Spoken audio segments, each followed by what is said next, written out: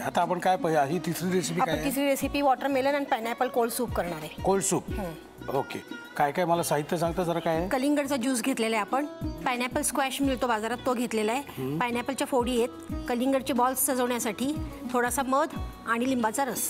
म्हणजे आता आपण सूप बनवतोय, ह्याला सूप का म्हणायचं? पण थंड सूप म्हणायचं. म्हणजे आपण गरम सूप टोमॅटोच वगैरे पितो, हे आता सगळ्या फळं मिक्स करून केलेले म्हणून सूप म्हणायचं. सूप म्हणायचं. हे दोन फळं एकत्र आहेत, दोन फळं एकत्र त्यामुळे आम्ही सूप म्हणतोय. आणि ज्यूस सुद्धा म्हटलं तरी चालेल. म्हटलं तरी चालते. तुम्हाला काय शेवटी म्हणण्यावर काय, टेस्ट कशी लागते हे महत्वाचं आहे, बरोबर आहे की नाही? ओके. साहित्य आपण बघितलेलं आहे का? आता बघूया ना परत एकदा बघूया. परत काय तुम्हाला बघायचं? तुम्हाला पुढची रेसिपी दाखवतो ना. तुम्ही ना फार बाबा हट्टी लोक झालेत हल्ली.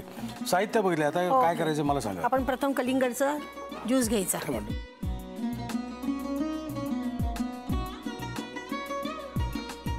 हॅलो. हो, सगळा घाला. त्याच्यामध्ये थोड्याशा पायनॅपलच्या फोडी घालायच्या. अरे वा.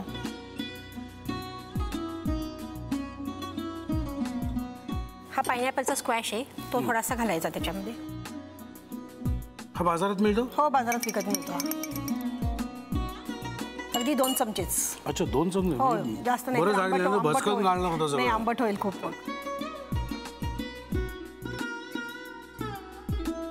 थोडासा मध. 1 चमचा. हा, 1 चमचा. टाइमपास करायला हे छान आहे. खूप वेळ पडत राहतो तो.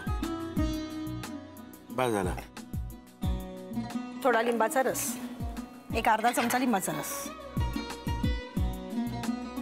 हे सगळं मिळून ब्लेंड करून घ्यायचं आपण मिक्सर मध्ये.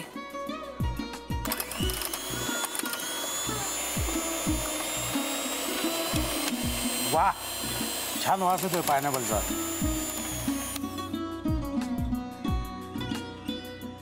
आता काय? आता हे डिश आपली हे रेसिपी तयार झालेली आहे. ग्लासमध्ये सर्व करायचं, थंड सर्व करायचं.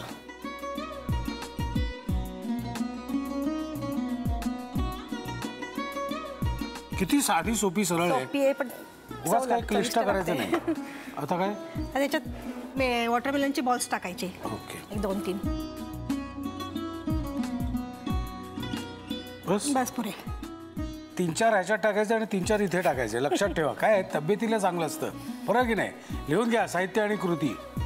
पायनॅपल वॉटरमेलन कोल्ड सूपसाठी लागणारे साहित्य: कलिंगडाचा ज्यूस, अननसाचा स्क्वॅश, अननसाच्या फोडी, कलिंगडाचे गोळे, लिंबाचा रस आणि मध. कृती: एका भांड्यामध्ये प्रथम कलिंगडाचा ज्यूस, अननसाच्या फोडी, 2 चमचे अननसाचा स्क्वॅश, 1 चमचा मध आणि अर्धा चमचा लिंबाचा रस घालून सर्व मिश्रण नीट एकजीव करून घ्यावं. एका सर्व्हिंग ग्लासमध्ये तयार कोल्ड सूप ओतून त्यावर कलिंगडाचे छोटे गोळे घालून कोल्ड सूप सर्व्ह करावं.